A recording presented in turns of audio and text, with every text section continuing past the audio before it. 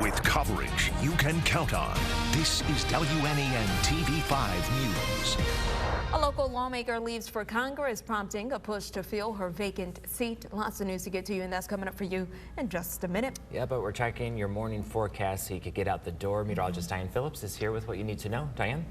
It is January, so you know that you already need the winter gear before you head out, but temperatures are starting to drop a little bit. We are finding more teens now on our map. We're at 17 in Bad Axe Harbor Beach, 16 in Standish, and 18 in Clare. We are holding on to 23 in Flint, 21 in Elma, and 22 in Mount Pleasant. Wind chills, however, those are sitting around 10 to 15 degrees. Now, we had some snowfall overnight. We are actually finding, though, that has pushed out, so we have nothing new falling down for your morning commute. However, we do have some breaks in the clouds, so hopefully we can get a few peaks of sun before I do have some snowfall in your first alert forecast.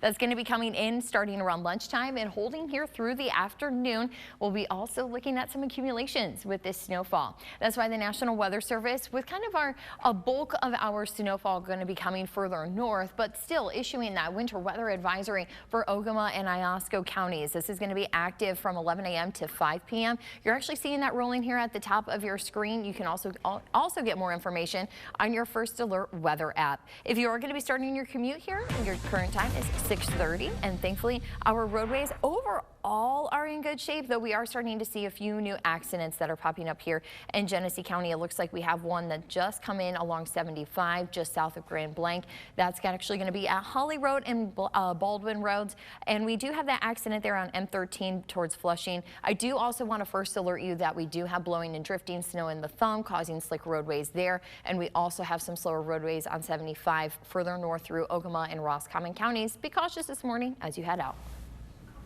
Diane, thanks.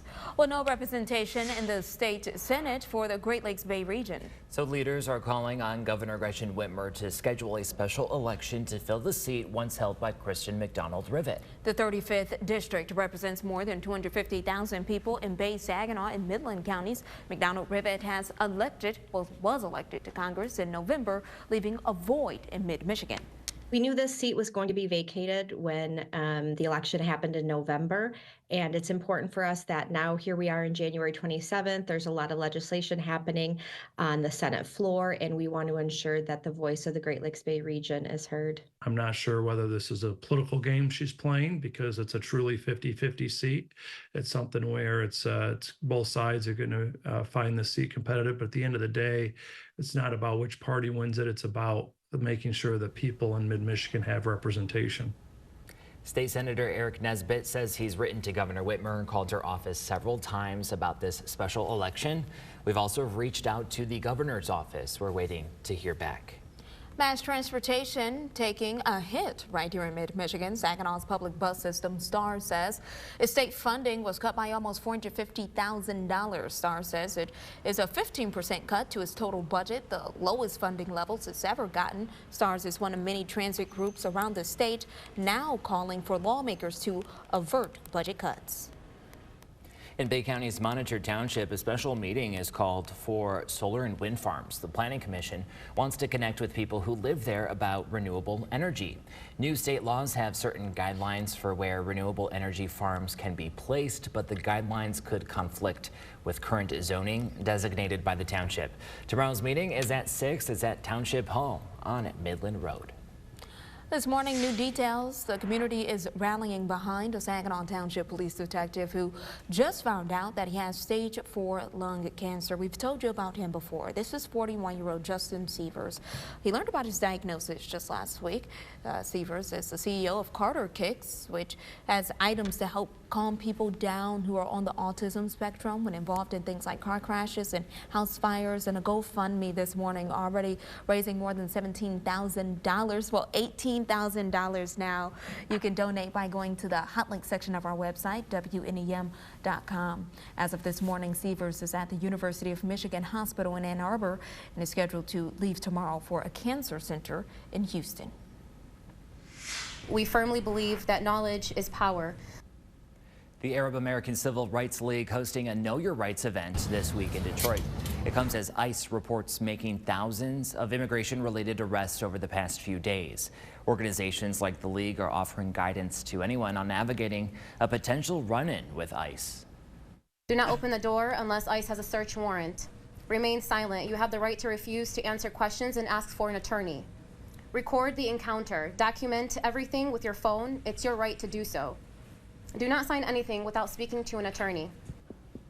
Well, many agree that people who've committed serious offenses should face deportation, but advocates are arguing other people in the country, undocumented, shouldn't be targets. In sanctuary jurisdictions, local police don't arrest law-abiding undocumented immigrants, but as Amy Kiley reports, the border czar and GOP are pushing back on that.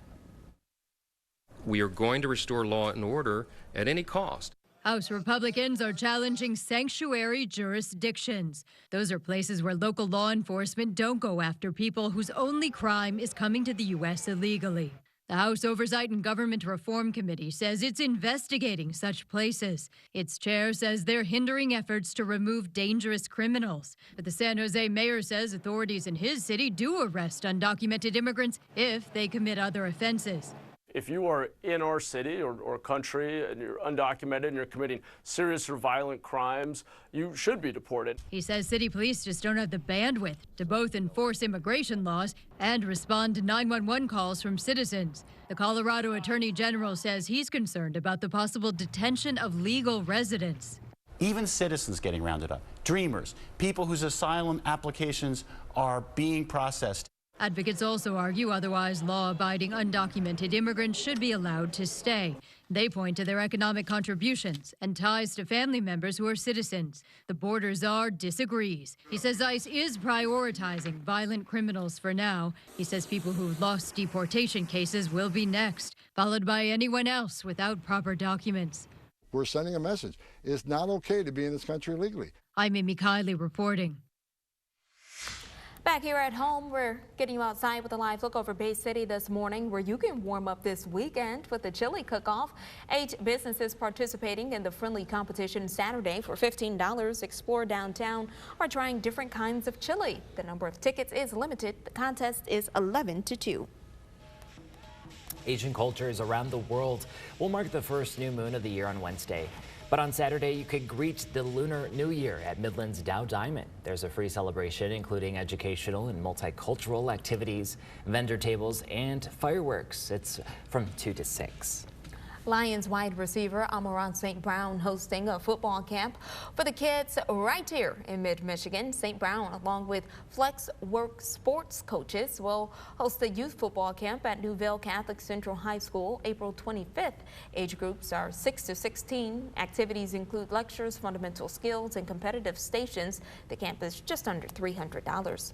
TV5 News Time this morning is 6:37. Major road work is coming to Saginaw County. A look at the big overhaul planned for part of State Street.